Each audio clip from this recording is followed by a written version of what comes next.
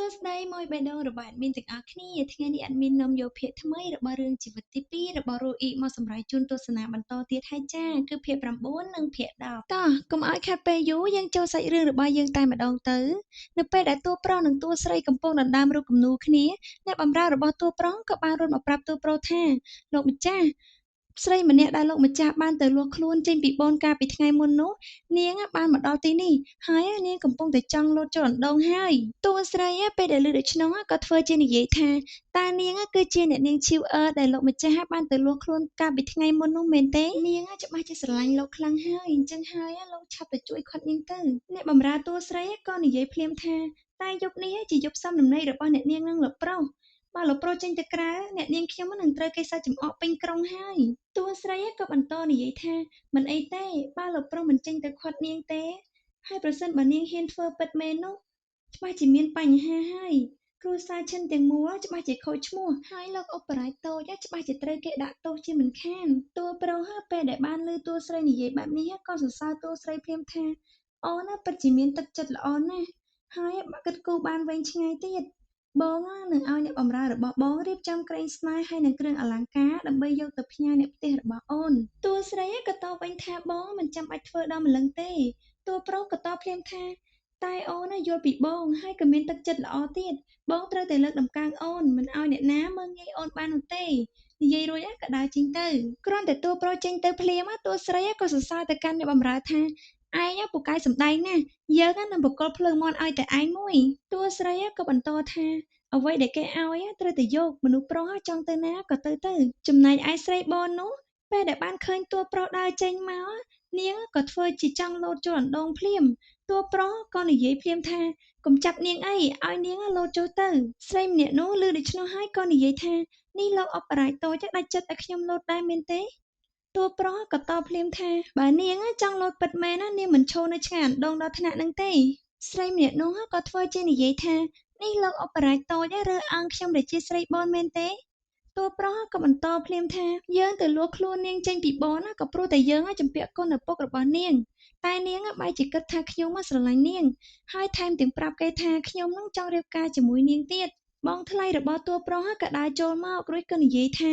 ប្អូនថ្លៃមើលទៅអ្នកនាងឈីវអឺគួរឲ្យអាណិតណាស់ឯងគួរតែយកនាងធ្វើជាប្រពន្ធម្នាក់ទៀតទៅតួប្រុសក៏តបភ្លាមថាខ្ញុំទៅតែរៀបការនៅថ្ងៃនេះទេហើយមកឲ្យខ្ញុំយកប្រពន្ធម្នាក់ទៀតចុះប្រពន្ធស្របច្បាប់របស់ខ្ញុំនោះឲ្យខ្ញុំយកនាងទៅទុកនៅទីណាឮតួប្រុសនិយាយបែបនេះហើយស្រីបនម្នាក់នោះក៏ធ្វើជាយំយែករួចក៏និយាយថានេះលោកម្ចាស់មិនអាណិតខ្ញុំខ្លះទេលោកពកយកកូនទៅផងកូនគ្មានកន្លែងដែលត្រូវនៅទេបងថ្លៃតួប្រុសក៏ធ្វើជានិយាយថានេះឯងនិយាយដាក់អ្នកនាងឈីវអើបែបនេះនាងចង់សន្លប់ហើយនោះនៅពេលបានឮបងថ្លៃរបស់តួប្រុសនិយាយបែបនេះហើយនាងក៏សម្ដែងធ្វើជាដួលសន្លប់ភ្លាមពេលដែលឃើញដូចនេះហើយបងថ្លៃតួប្រុសក៏និយាយថាឃើញទេនាងដួលសន្លប់ហើយពួកឯងឆាប់ទៅជួយលើកនាងយកទៅសម្រាកទៅកាត់មកតួស្រីរបស់យើងវិញអ្នកបម្រើរបស់តួស្រីក៏បានសួរថាអ្នកនាងលោកអបរាជតូចចេញទៅបែបនេះអ្នកនាងមិនខឹងខ្លះទេអូតួស្រីក៏តបភ្លាមថាអ្នកម៉ែរបស់យើងកាលពីឆ្នាំមួយនោះគឺមកពីជឿពាក្យសម្ដីផ្អែមរបស់លោកឪពុកយើងខ្លាំងពេកទៅធ្វើឲ្យគាត់ត្រូវមកខូចចិត្តបែបនេះហើយថែមទាំងត្រូវអ៊ំស្រីធ្វើបាបទៀតឯងជឿខ្ញុំទៅសម្ដីរបស់មនុស្សប្រុសគឺសុទ្ធតែបោកទេ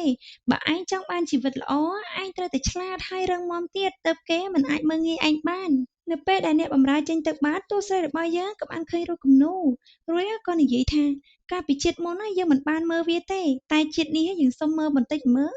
កំពុងតែមើលរូបគំនូរតួប្រុសក៏ដើរចូលមកហើយក៏ចាប់ស្មារបស់តួស្រីក៏សួរថាលោកហេតុអ្វីក៏លោកត្រឡប់មកវិញអញ្ចឹងតួប្រុសក៏ត្រកងអោបតួស្រីរួចក៏និយាយថាយប់នេះខ្ញុំមានរឿងសំខាន់ដែលត្រូវធ្វើរឿងអីដែលខ្ញុំមិនមកនោះនិយាយរួចក៏អោនទៅថើបតួស្រី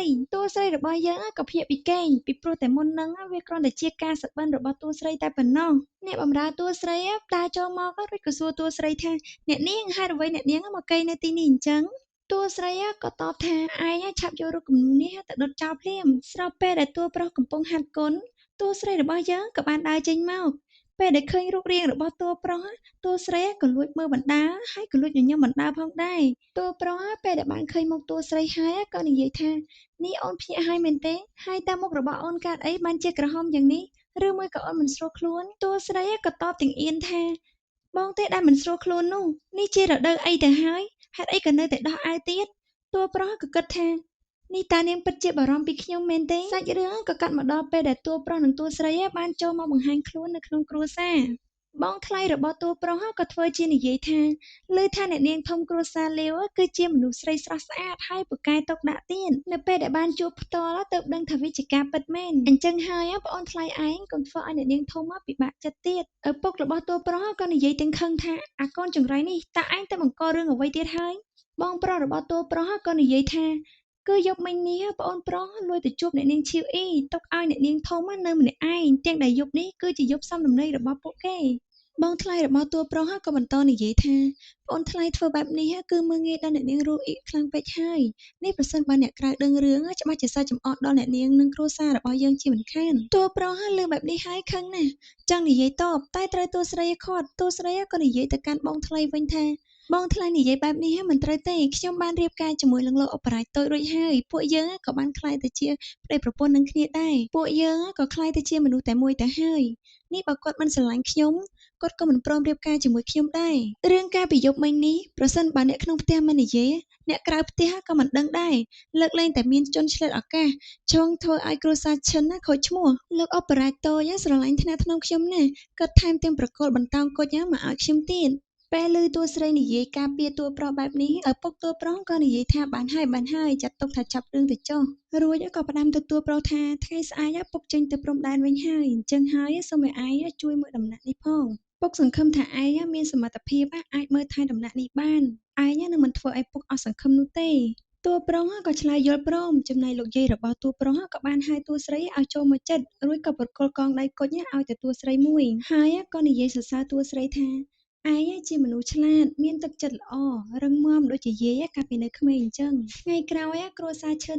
នឹងប្រគល់ឲ្យឯងមើលថែហើយយាយសង្ឃឹមថាឯងនិងប្តីរបស់ឯងអាចមើលថែបានយ៉ាងល្អរឿងរបស់យើងក៏ស្លេះនៅត្រឹមនេះសិនអ្នកទាំងអស់គ្នាសូមអភ័យទោសផងប្រសិនបើមានចំណុចខ្វះខាតហើយកុំភ្លេចជួយចុច like និង subscribe ឲ្យនាងខ្ញុំផងណាអរគុណច្រើនជម្រាបលា